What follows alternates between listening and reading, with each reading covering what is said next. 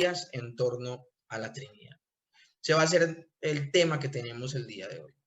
Mis hermanos, el hombre siempre ha tenido una necesidad por relacionar su experiencia con algún fenómeno.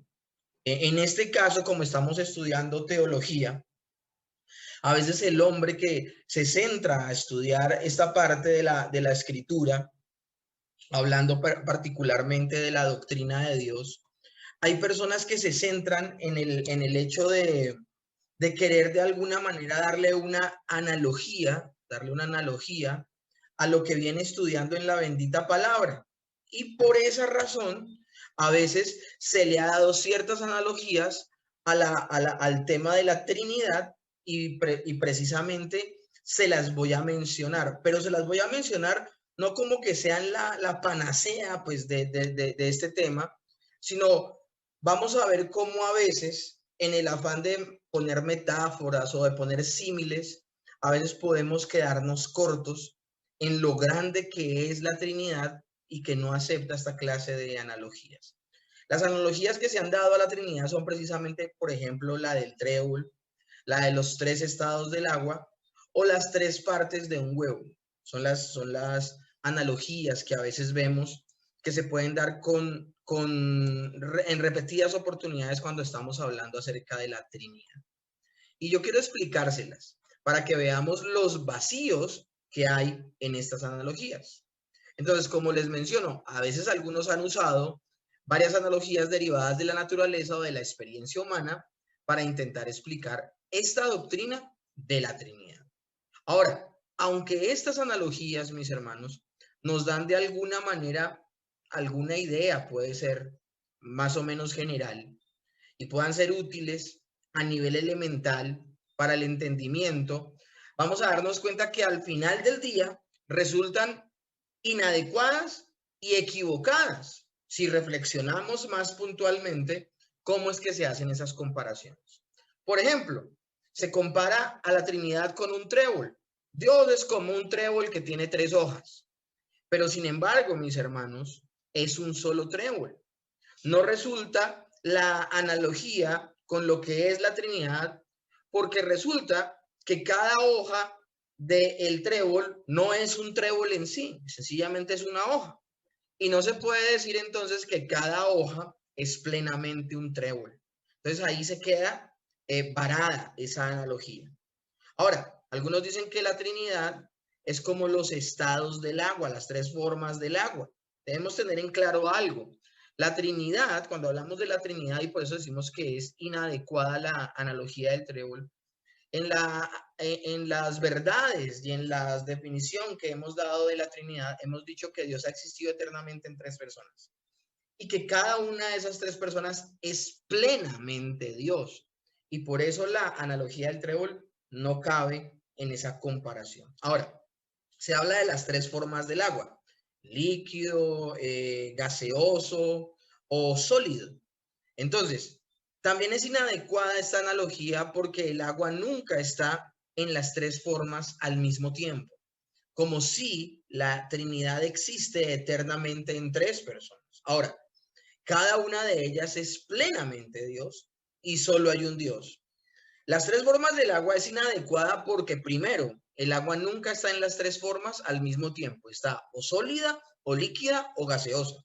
Entonces vamos a dar cuenta que en un mismo escenario está eternamente el Señor como Padre, como el Verbo y como el Espíritu Santo. Ahora, en esta analogía de las 3 formas del agua, cada estado tiene diferentes propiedades o características. Son diferentes las características en el estado sólido, en el estado líquido o en el estado gaseoso. Mientras que en la Trinidad, las 3 personas poseen los mismos atributos en su carácter. Entonces debemos tener también en cuenta este tipo de salvedad. Y otros dicen que se puede comparar la Trinidad con un huevo, porque bueno, tiene la cáscara, la clara y la yema. La clara no es plenamente el huevo. La yema no es plenamente el huevo. Y la cáscara tampoco es plenamente el huevo. Entonces, si nos damos cuenta, estas analogías se quedan cortas. Todas estas, más que clarificar el tema de la Trinidad, lo que hacen es tergiversarlo y confundir. Ahora, esto no es tan peligroso como lo que vamos a ver de lleno el día de hoy. Yo no les voy a hablar de analogías, hoy les voy a hablar es de herejías.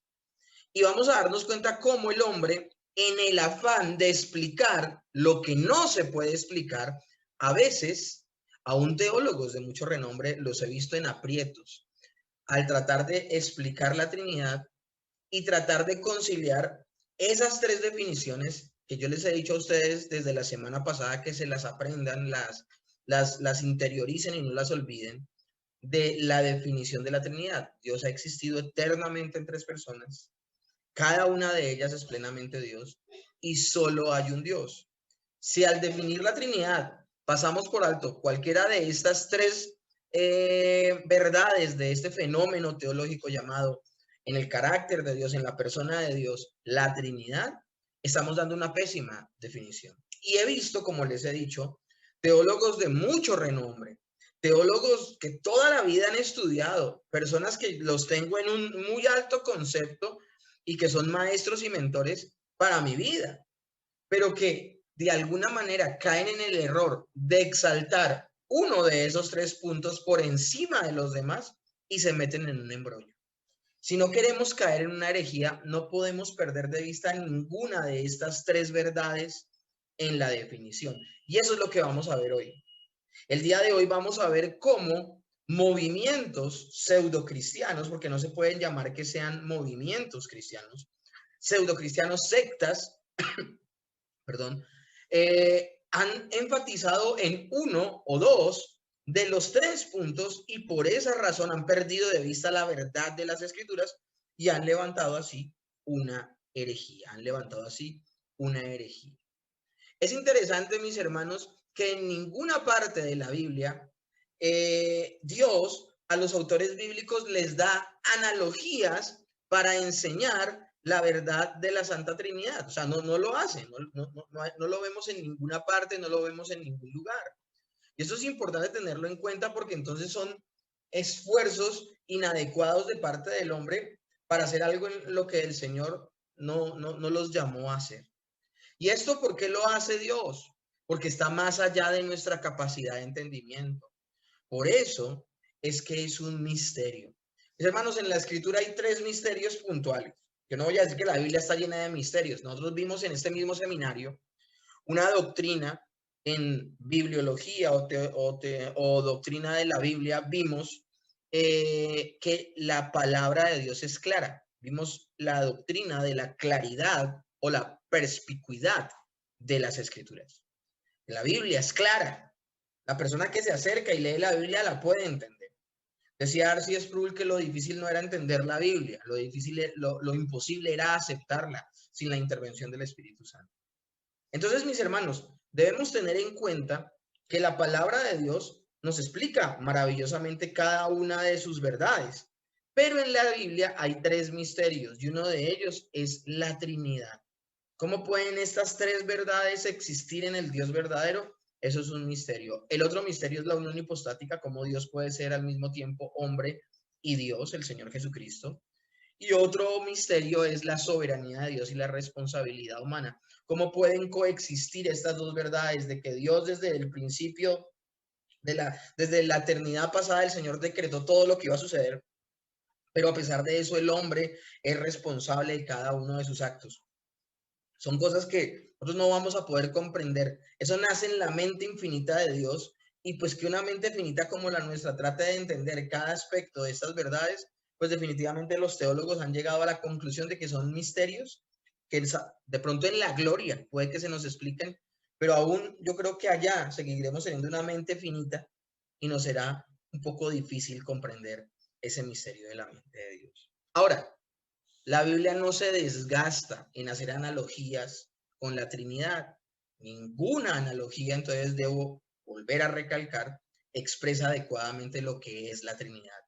Y todas, no solo las que les mencioné, todas las analogías que se pretende hacer de ella desorientan de manera significativa al pueblo de Dios. Entonces, ¿qué le enseñamos al pueblo de Dios? Al pueblo de Dios se le debe enseñar lo que dice la Escritura acerca de esta maravillosa verdad de Dios, que es ¿cuál? Dios ha existido eternamente en tres personas. Cada una de esas personas es plenamente Dios y solo hay un Dios. Alguien podrá decir, pero el pastor, ¿cómo está de cansón con ese punto de repetir y repetir y repetir? Estoy siendo intencional. Estoy echando mano de la pedagogía al repetírselo tantísimas veces para que ustedes se lo puedan grabar en su mente y en su corazón. Ahora, la necesidad, vuelvo y repito, del hombre para que su raciocinio defina, entienda y clasifique, da como resultado, en este caso, en este misterio, el hombre quiere que entender cada aspecto de este fenómeno, quiere definirlo, quiere entenderlo, quiere clasificarlo de manera minuciosa y no entiende que no se puede porque es un misterio. ¿Cómo podemos explicar que Dios, el único Dios verdadero, existe eternamente en tres personas? Pero no son tres, sino uno. O sea, ¿cómo podemos explicar eso? Pues no lo podemos hacer.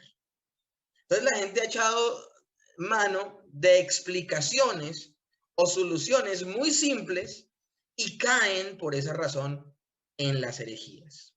En esta revisión histórica que haremos en la clase del día de hoy, veremos algunos de los errores que debemos evadir en cualquier pensamiento en cuanto a esta doctrina. Y vamos a usar muchos nombres históricos. Vamos a hablar de herejías con nombre y apellido y vamos a decir qué iglesias las practican. Porque es muy importante tener no solamente en cuenta la herejía, sino al día de hoy qué personas están practicando o qué movimientos están practicando esa herejía para entender que no los podemos llamar hermanos y no podemos participar de ese error doctrinal. Los principales errores trinitarios que han surgido han resultado debido a la negación de una o de otra de las tres verdades primordiales que les he repetido hasta la saciedad. En esta primera parte, vamos a tener tres partes en esta clase. En la primera parte lo que voy a hablar es lo siguiente: cómo hay movimientos que niegan la primera verdad de la Trinidad, es decir, que Dios ha existido eternamente en tres personas. Eso es lo primero que vamos a hacer el día de hoy. Entonces, errores de algunos al negar esta verdad de que Dios son tres personas. Esa es la primera herejía que vamos a nombrar al día de hoy. Entonces, nosotros debemos entender, hay personas que se niegan, hay movimientos que se niegan a aceptar que Dios ha existido eternamente en tres personas.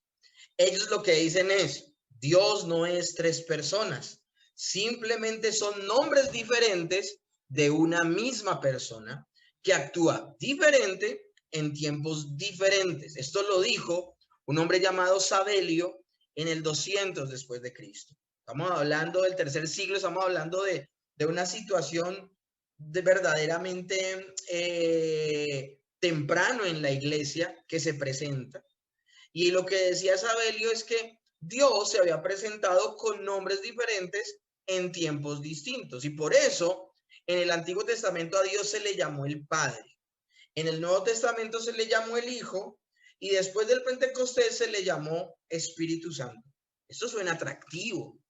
Esto suena como interesante. Algunos lo han aceptado ciegamente, pero no es verdad. Y es una terrible herejía.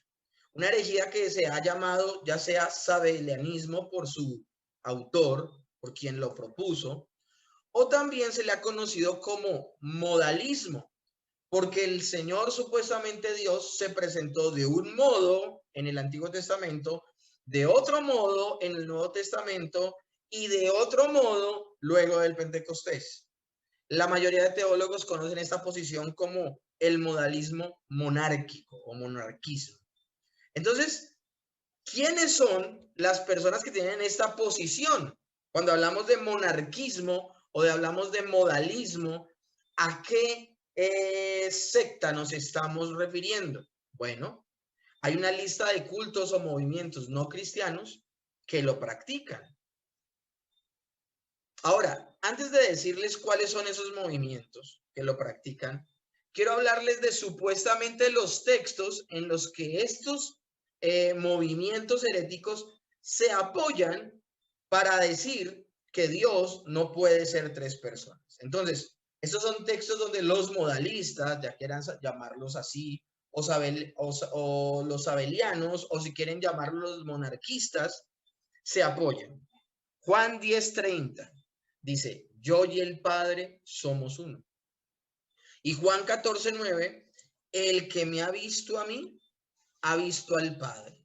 Ellos se apoyan en textos como estos para decir, miren, sencillamente Dios se mostró de una manera en el Antiguo Testamento, se mostró de otra manera en el Nuevo Testamento, pero no quiere decir que sean dos personas distintas. Es una misma persona con diferentes nombres en diferentes momentos. Pues mis hermanos, les tengo noticias.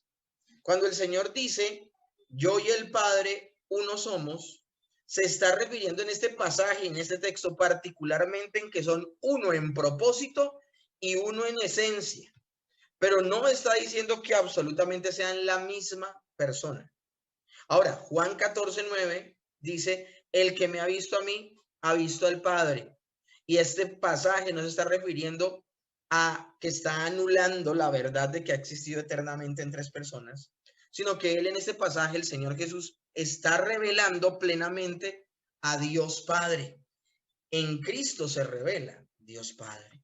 Ahora, cuando leemos Juan capítulo 10 desde el verso 30, que es el contexto natural, por ejemplo, de lo que leemos en Juan, yo y el Padre somos uno, en un contexto en el que Jesús afirma que realiza todo lo que el Padre le ha dado que haga y salvará a todos los que el Padre le ha dado, parece querer decir que Jesús y el Padre son uno en propósito. Pero mis hermanos, sería ridículo decir que Él y el Padre son una persona, porque vamos a encontrar al Señor Jesús orándole al Padre. Vamos a encontrar al Señor Jesús clamándole al Padre. Vamos a encontrar al Señor Jesús dándole gracias al Padre, por ejemplo, cuando resucita a Lázaro. Entonces, si son una misma persona, Él está fingiendo que ora consigo mismo y recibe oraciones de Él mismo. Es muy importante que entendamos lo que yo les he dicho desde el principio del curso. Las implicaciones que pueden haber por una declaración u otra que hagamos a nivel teológico. Debemos tener entonces mucho cuidado con lo que decimos creer y las implicaciones que esto puede traer. Acá la pregunta del millón es, ¿cómo puede el modalismo entonces explicar las relaciones personales dentro de la Trinidad que aparecen en tantos lugares de la Biblia? O sea, porque vemos al Padre, al Hijo y al Espíritu Santo relacionándose. Un ejemplo, el ejemplo de ejemplos, el bautismo de Jesús. El sabelianismo, monarquismo o modalismo debe negar que hubo tres personas separadas en el mismo momento en que el Señor Jesús está siendo bautizado, en donde el Padre habla desde el cielo, el Espíritu Santo desciende sobre Jesús en forma corporal como de paloma, y también vemos al Señor Jesús, que es el que está siendo bautizado. El Padre diciendo, este es mi Hijo amado, la paloma descendiendo sobre él, y Jesús recibiendo autoridad y poder. Cuando Jesús ora al Padre, por otro lado, lo vemos nosotros. Cuando Jesús ora al Padre, debe decir que todas esas ocasiones en que Jesús oró, entonces estaba fingiendo y no estaba orando con el Padre, sino estaba orando consigo mismo, y eso no es una oración, mis hermanos. Entonces debemos tener en cuenta todas las implicaciones que trae decir que Dios es el mismo, pero en un momento se presentó como el Padre, en otro como el Hijo y en el otro como el Espíritu Santo. Los modalistas a veces responden en sus oraciones, Jesús en su naturaleza humana, el Hijo, conversa con su naturaleza divina, el Padre. Pero las naturalezas no son seres personales. Miren, al craso error de entendimiento en el que caen los modalistas. Ellos tienen que ser conscientes y tienen que ser coherentes con lo que dicen creer. Ellos dicen que el Padre es el mismo Hijo, pero con diferente nombre en diferente momento. Entonces se les pregunta a ellos, y entonces cuando el Señor ora al Padre, es en un mismo tiempo, el inicio de los tiempos posteriores en el Nuevo Testamento. ¿Qué está sucediendo allí? Entonces ellos dicen, los modalistas, ellos dicen, no, lo que pasa es que la parte humana de Jesús, que es el Hijo, está hablando con la parte divina de Jesús, que es el Padre, una cosa que es traída de los cabellos. ¿Por qué? Porque las naturalezas no son seres personales. Por ejemplo, tu alma no charla, escúchame bien, tu alma no charla con tu espíritu. y tu espíritu le da consejos a tu cuerpo, a tu carne. No, el ser humano es un ser completo. Y cuando hablamos de que el ser humano tiene una parte material y una parte inmaterial, esa parte material llamada cuerpo, esa parte inmaterial llamada espíritu o alma, tú nunca vas a ver a tu alma, a tu espíritu, charlando con tu cuerpo. Nunca lo vas a ver, nunca vas a ver eso, porque es un solo ser. Y cuando hablamos de que el Señor Jesucristo es plenamente hombre y plenamente Dios en la unión hipostática, estamos hablando de que es plenamente, sus naturalezas no charlan ni conversan, no se toman una tacita de café, es la misma persona. Entonces es importante que nosotros tengamos esto en cuenta. La naturaleza de una persona no son seres personales, ellos no conversan el uno con el otro, solo las personas entran en las transiciones personales. Ahora, solo las personas entran en las transacciones personales. O sea, yo solo puedo tener una charla, una conversación con otra persona, no con las partes esenciales de mi ser. Ahora, la intercesión del Hijo y del Espíritu al Padre. La idea del Hijo, del Espíritu Santo intercediendo por nosotros ante el Padre, se perdería al creer que el Padre es el mismo Hijo y el Hijo es el mismo Espíritu Santo. O sea, tantos aspectos se perderían en el plan de salvación, en el Ordo Salutis, por no aceptar la pluralidad al interior de Dios, que es muy peligroso. Es muy peligroso tener esa clase de posición y de observación, mis hermanos. Por eso nos estamos tomando el tiempo el día de hoy de hablar de estas herejías. El modalismo, en última instancia, pierde la esencia de la doctrina de la expiación. ¿Por qué razón? La idea de que Dios envió a un hijo suyo, a su unigénito, para sacrificio sustitutivo, sería una completa farsa, porque sería él mismo autoenviándose. Ahora, el hijo llevó la ira de Dios en nuestro lugar sobre sí. Entonces, eso también sería una farsa. El padre está imitando que desata su ira sobre el hijo que viene a ser el mismo padre. Entonces, el padre finge que la ira de Dios cae sobre él. O sea, una cosa increíble. Eso es traído de los cabellos. Ahora, también tenemos que tener en cuenta que el Padre, representando los intereses de la Trinidad, vio el sufrimiento de Cristo y quedó satisfecho. Porque toda la ira de Dios descendió sobre Jesús y el castigo que fue sobre su cuerpo, sobre su ser, sobre su faz, como dice Isaías, fue lo que calma la ira de Dios. Entonces todo esto se convertiría en una gran patraña, se convertiría en una gran actuación, se convertiría, mejor dicho, en una actuación digna del Oscar de la Academia para Dios, porque Dios está fingiendo Padre, Hijo y Espíritu Santo. Si solo existe una persona, la verdad escritural entonces se pierde de manera completa. Isaías 53 dice, verá el fruto de la aflicción de su alma, hablando el siervo sufriente, y quedará satisfecho, hablando del Padre. Por su conocimiento justificará a mi siervo justo a muchos y llevará las iniquidades de ellos. Este es el preciso momento donde Isaías menciona el acto de sustitución del Hijo por los creyentes. Mis hermanos, esto es muy delicado tener entonces esta posición. Ahora, el modalismo niega el atributo de la aceidad y la independencia de Dios. Porque si Dios es solo una persona, es un ser que no tiene la capacidad de relacionarse con otros por mucho tiempo, porque ha vivido eternamente, pero solamente es uno. Entonces no tiene la capacidad de relacionarse con otros. Eso no es lo que dice la Escritura. La Escritura nos muestra puntualmente que Dios ha existido eternamente en tres personas. Por eso el Señor Jesús puede decir que Él ha estado en la gloria antes de que fuese el mundo y tenía comunión con el Padre. Entonces, si Dios es solo una persona, un ser sin relaciones, necesitaría de la creación para poderse relacionar con alguien, con su creación. Pero esto no es así. El Señor, como ha existido eternamente en tres personas, ha tenido eternamente una comunión perfecta, el Padre, el Hijo y el Espíritu Santo.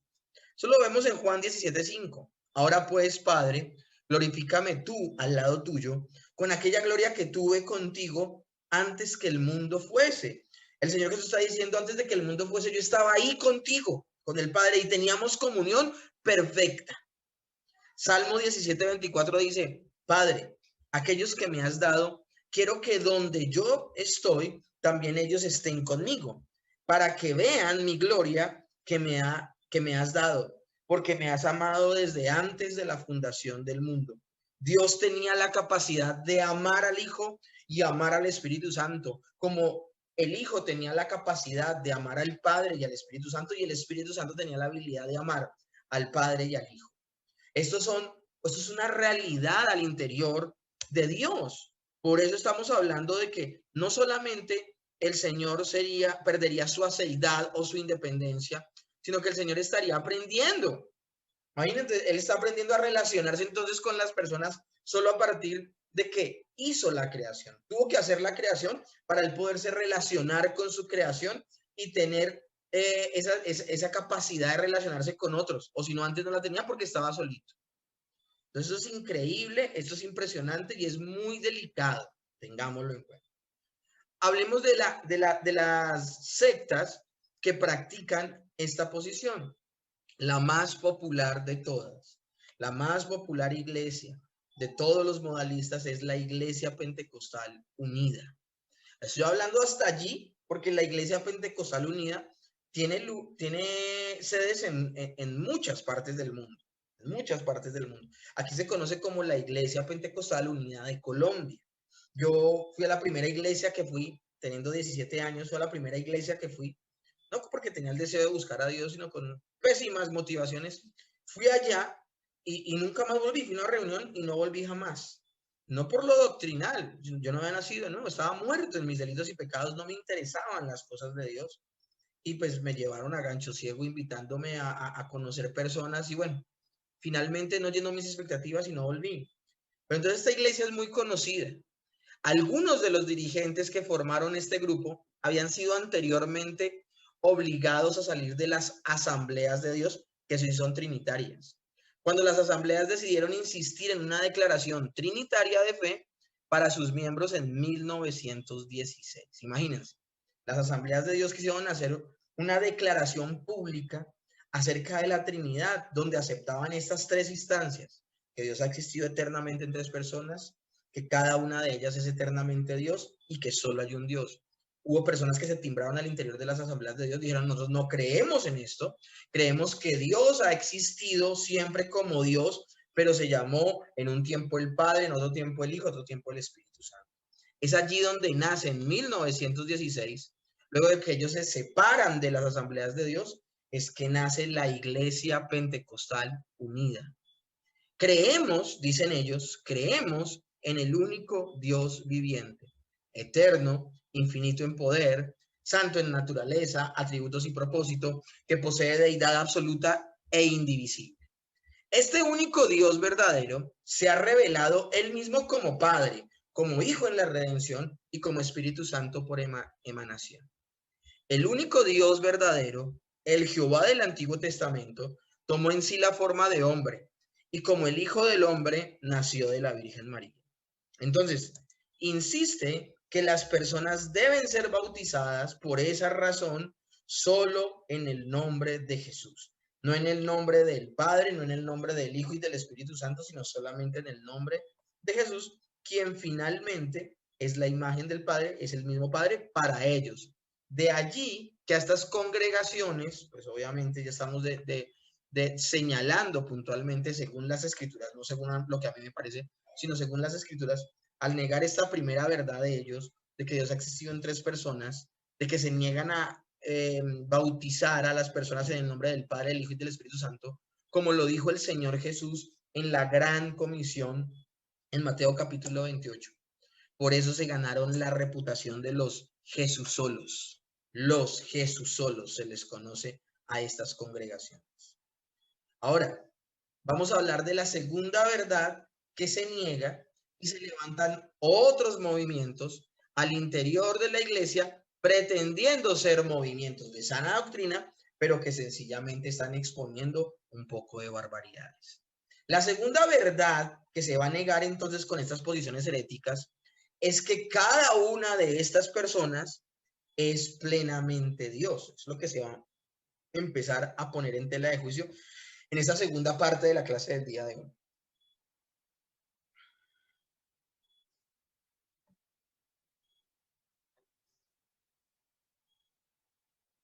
Y vamos a nombrar precisamente a uno de los movimientos más conocidos en cuanto a esta posición herética.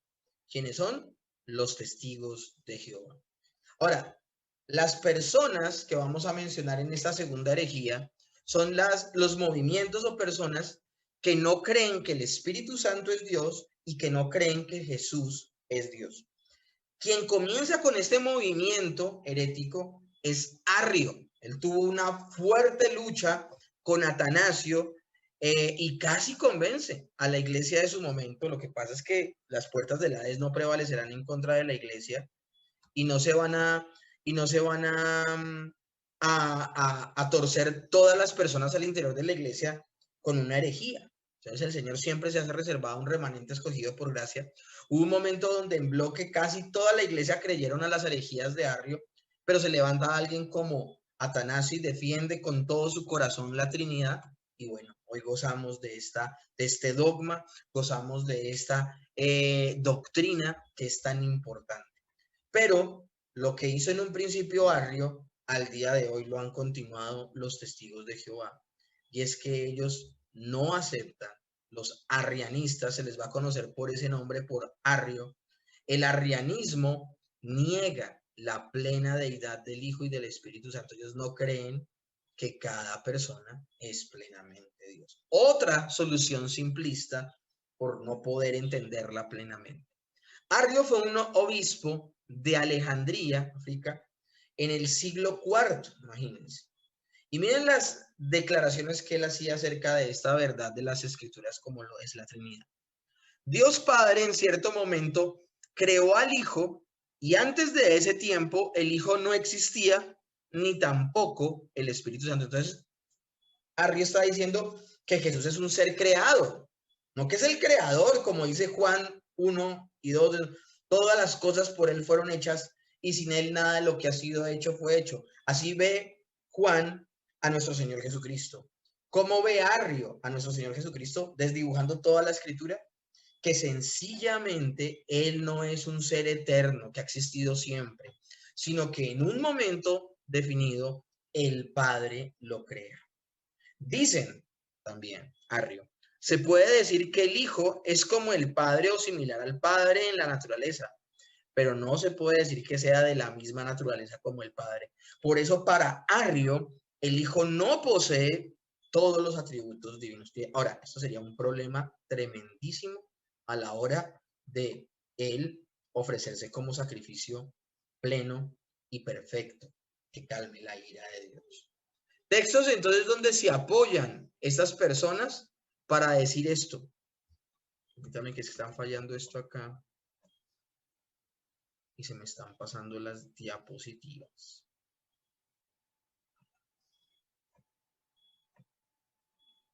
Textos entonces en los que se apoyan los arrianistas para hablar precisamente de que Jesús, el Hijo, no es plenamente Dios y que es un ser creado. Esto es importantísimo. Ahora me voy a tomar el tiempo de explicárselos porque esto tiene una explicación de las palabras como decían en su lenguaje original. Textos donde se apoyan los arrianistas para decir que el Hijo en particular no es Dios. Juan 1:14. Y aquel verbo fue hecho carne y habitó entre nosotros y vimos su gloria, gloria como del unigénito del Padre, lleno de gracia y de verdad. No, ya bueno, ¿y cómo es que se apoyan en textos como estos? Bueno, miren lo interesante. Aquel verbo fue hecho carne y habitó entre nosotros y vimos su gloria como la del unigénito del Padre.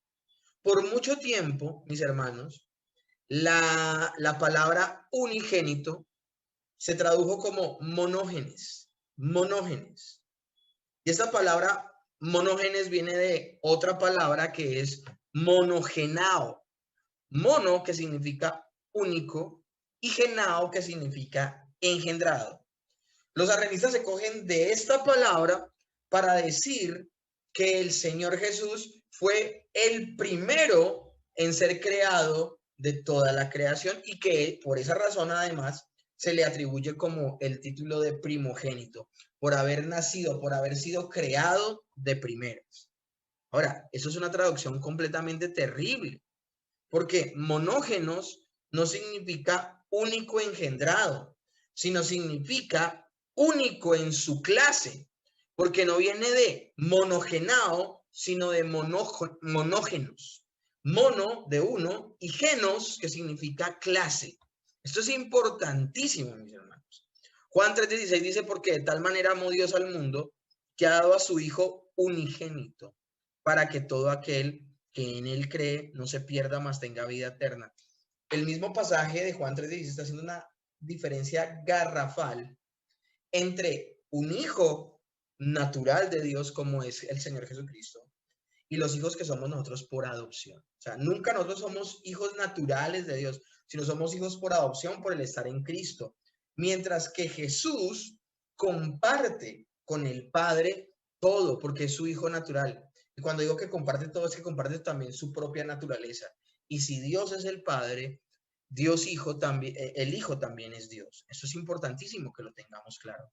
Juan 3:18 dice, el que en él cree no se condena, no será condenado, pero el que no cree ya ha sido condenado, porque no ha creído en el nombre del unigénito Hijo de Dios. Es un texto que todo el tiempo vamos a estar viendo.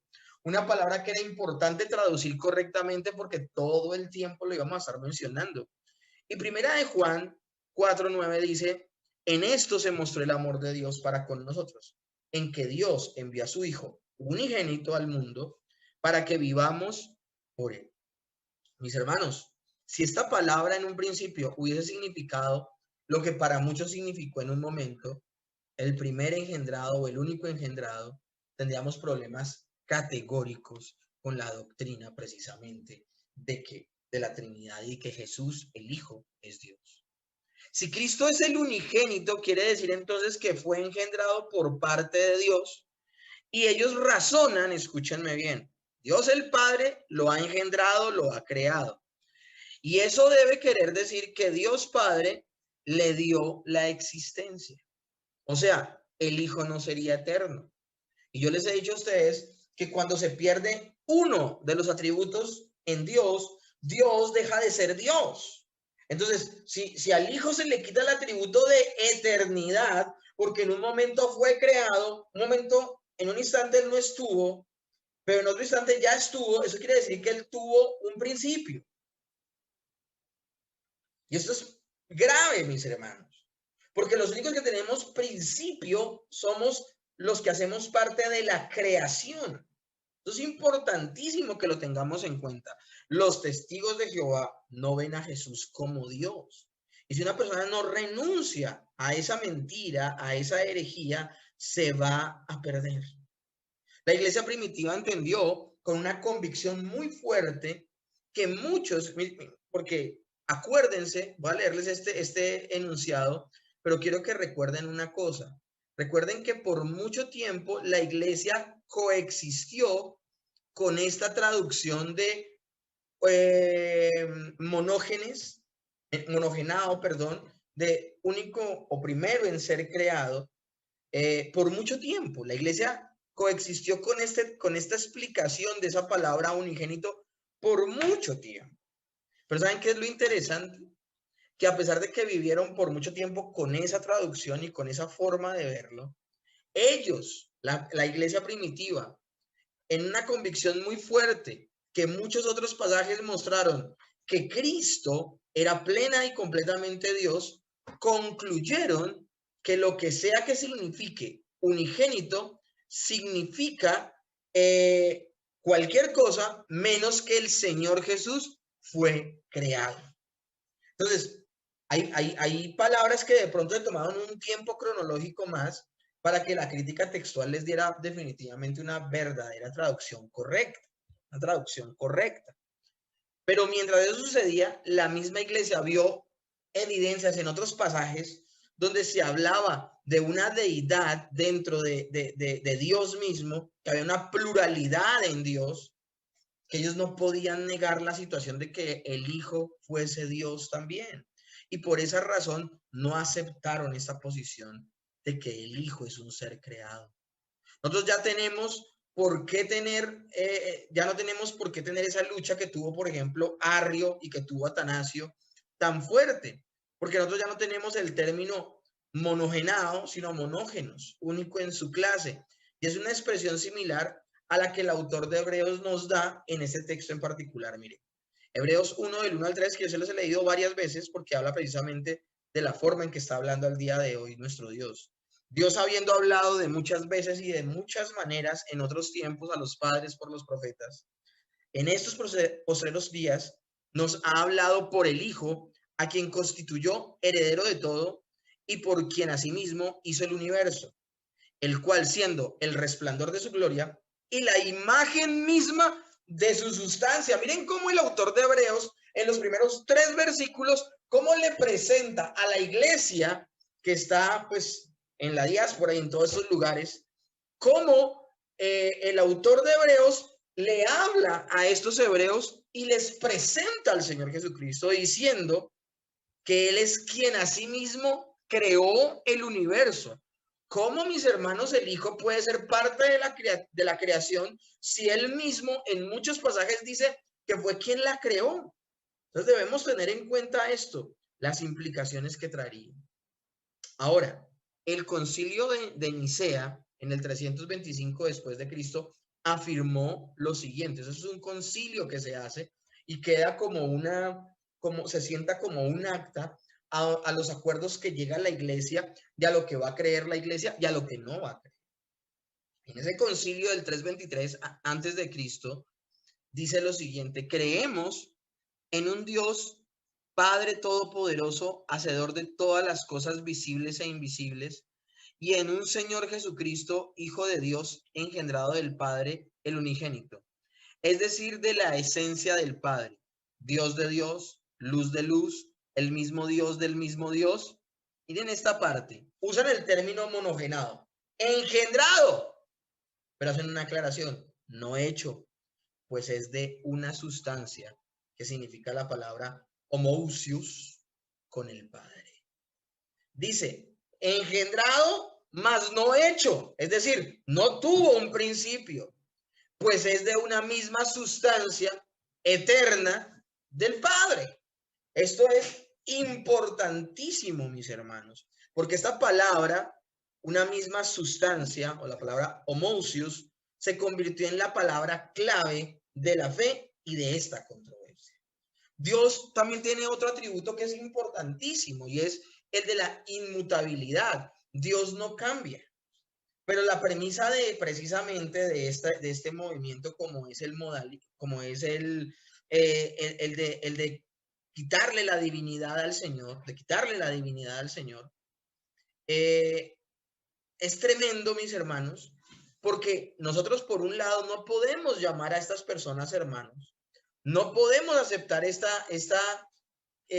arrebatarle la divinidad, no lo pueden hacer. Dios es Dios, el Señor Jesucristo es el Señor Jesucristo, pero sí lo hacen de la mente de las personas a las que adoctrinan maliciosamente.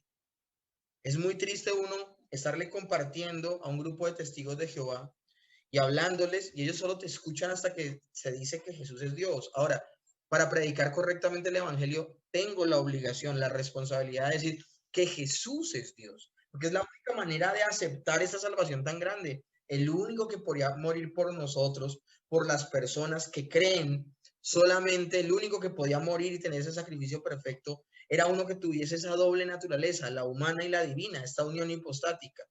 Una unión hipostática que no tiene ni el Padre ni el Hijo, imagínense. Pero entonces, este movimiento herético le quita, escúchenme bien, teológicamente le quita la deidad a Cristo, y es una cosa terrible. Mientras que nos damos cuenta, no solamente a través de lo que dice la Escritura, por ejemplo, en Hebreos, esa presentación que hace el autor de Hebreos del Señor Jesucristo, donde lo llama creador de todas las cosas, pero también haciendo un seguimiento de la teología histórica, en este caso, el credo niceno, muy temprano en la historia, 325 después de Cristo, hago la aclaración, yo estaba diciendo antes, después de Cristo, y esto es lo importante, mis hermanos. Eso es lo importante. Ellos solo tenían esa palabra, unigénito. Pero a pesar de que la traducción que se le había dado a unigénito no era la más correcta, ellos aceptaron la palabra, pero no aceptaron el fenómeno que estaba diciendo Arrio, de que el Señor Jesucristo había sido un ser creado. Ellos no lo aceptaron porque aceptaban y percibían al Señor Jesús como Dios mismo. Y Dios mismo no ha tenido un inicio. Cuando se habla de homoiousios, significa de naturaleza similar. Pero cuando se habla del término homousios, que suena muy parecido, pero miren cómo se escribe de diferente, significa de la misma naturaleza. ¿Por qué yo me estoy complicando tanto con esto de las palabras? Porque estas palabras son definitivas a la hora del debate.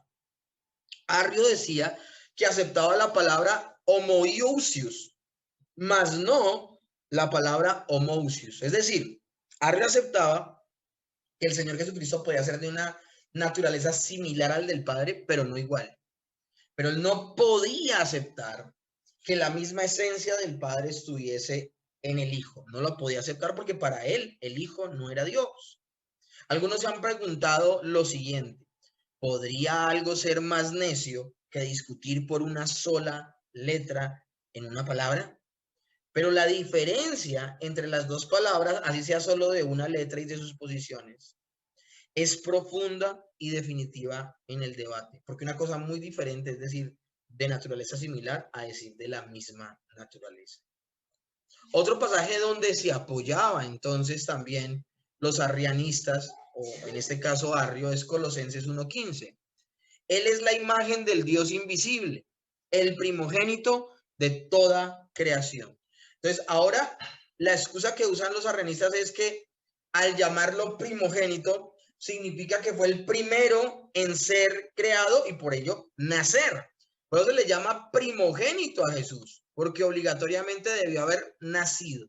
Él es la imagen del Dios invisible, el primogénito de toda la creación. ¿Acaso primogénito de la creación no quiere decir que es el primero en ser creado? Es lo que ellos preguntan. Es lo que ellos preguntan. Pero dicha expresión debe ser entendida según el uso y costumbres bíblicas, mis hermanos. Primogénito, y esto ya lo hemos explicado en otras clases, primogénito en el contexto bíblico está unido a privilegios de autoridad y gobierno, es decir, la primogenitura son los derechos de ser el líder que va a tomar la dirección de esa tribu cuando muera el patriarca. Entonces, Cristo en ese orden de ideas tiene los derechos o privilegios de ser el primogénito. Es decir, de acuerdo al uso y costumbres bíblicos, el derecho de liderazgo o autoridad en la familia de la generación de uno. Mis hermanos, si nosotros nos quedamos solamente en el hecho de que primogenitura significa el primero en nacer, perdemos cosas de vista tremendas que aún la misma escritura nos dice, mis hermanos. Por ejemplo, habla de que si en la Biblia solamente significa primogenitura, o ser primogénito significa, es tan importante por el hecho de nacer de primeras, que es la traducción errada, errática que le están dando los testigos de Jehová a estos pasajes. Si primogenitura y primogénito tiene que ver con el hecho de que una persona nazca como primerizo o que sea el primer hijo de una pareja, en este caso varón. ¿Por qué razón Esaú le vende la primogenitura a Jacob? Yo les pregunto, ¿es posible yo venderle a alguien mi primer puesto en haber nacido? O sea, yo le puedo vender eso. ¿Se puede cambiar un hecho histórico? O sea, yo le puedo vender a mi hermana el hecho de que yo fui el primogénito de mi familia, yo soy primogénito. Yo fui el primero en nacer. ¿Yo le puedo vender eso a mi hermana? No, para nada. Cuando Jacob le compra la primogenitura a Esaú, no le está comprando el hecho histórico de haber nacido de primeras. Le está comprando son los derechos legales que tiene ese hombre que ha nacido de primeras. Su primogenitura, es decir, el derecho de guiar la familia en la cual ha crecido. Eso es importantísimo que lo tengamos en cuenta. El contexto refleja y aclara entonces esto. Colosenses 1:16 dice, porque en él fueron creadas todas las cosas, las que hay en los cielos y las que hay en la tierra, visibles e invisibles, sean tronos, dominios, sean principados, sean potestades. Todo fue creado por medio de él y para él. El mismo Colosenses está diciendo que Jesús es creador, el Hijo es creador. Romanos 11:33 al 36 dice, oh profundidad de las riquezas y de la sabiduría de la ciencia de Dios, cuán insondables son sus juicios e inescrutables sus caminos. Porque ¿quién entendió la mente del Señor? ¿O quién fue su consejero? ¿O quién le dio a él primero para que le fuese recompensado? Porque de él, por él y para él son todas las cosas. A él sea la gloria por los siglos de los siglos. Amén. Nosotros la semana pasada veíamos textos donde los mismos apóstoles hablaban de Jesús como Dios, sin pena, sin vergüenza. Esa es la finalidad del Evangelio. Entonces aquí estamos viendo en este pasaje, tengo que leerlo de esta manera tan grandilocuente, porque es una expresión de adoración, de alabanza, de júbilo ante la grandeza de Dios. Así que Colosenses 1:15 quiere decir que Cristo tiene los privilegios de autoridad y gobierno. Eso es lo que significa primogenitura, no haber nacido de primeras. O en el caso de lo que dicen los testigos acerca de Jesús, haber sido creado de primeras, no. Quiere decir que Cristo tiene los privilegios de autoridad y gobierno. Ahora, privilegios que le corresponden al primogénito, pero con respecto a toda la creación. La historia de Esaú y Jacob muestran que primogenitura en el contexto bíblico habla del derecho. Si no, nunca se hubiese podido hacer una transacción con ese título. O sea, sería imposible, vuelvo y le repito, comprar el hecho de que alguien haya nacido por primera vez, de primeras antes que otra persona. Ahora, vamos a abordar una tercera herejía que también distorsiona lo que es la Trinidad, y es el subordinacionismo y también conocido como adopcionismo. Entonces vamos a hablar de esto, otras dos herejías, el subordinacionismo. Orígenes 185, 254. Se debe distinguir esta palabra subordinacionismo de la doctrina bíblica, que no es una herejía, es una doctrina bíblica, una doctrina que está en las Escrituras, acerca de que el Hijo es eternamente subordinado por el Padre en papel o función. Acuérdense que los objetivos de cada uno de los miembros de la Trinidad, bueno, yo digo acuérdense a los que ya han visto sobre el tema, porque esto lo van a ver ustedes es en doctrina del Espíritu Santo o en aplicación de la salvación en soteriología. Pero debemos distinguir que cuando habla aquí de el subordinacionismo como una expresión herética acerca de la Trinidad, no me estoy refiriendo a que el Hijo está subordinado al Padre y el Espíritu Santo está subordinado al Hijo y al Padre. O sea, no podemos perder de vista esto. En medio de la Trinidad hay una sujeción voluntaria, amorosa y maravillosa. Ellos han vivido en armonía por toda la eternidad pasada y nunca han tenido una situación donde uno se haya levantado sobre el otro, pero independientemente de eso, están subordinados. Hay roles, hay tareas específicas donde uno tiene que obedecer el plan del Padre y otro tiene que esforzarse por exaltar al Hijo. Ahora, ya habiendo dejado claro que no estamos refiriéndonos a este subordinarse en las tareas propias que tienen cada uno de los miembros de la Trinidad, entonces, ¿a qué se refiere el subordinacionismo?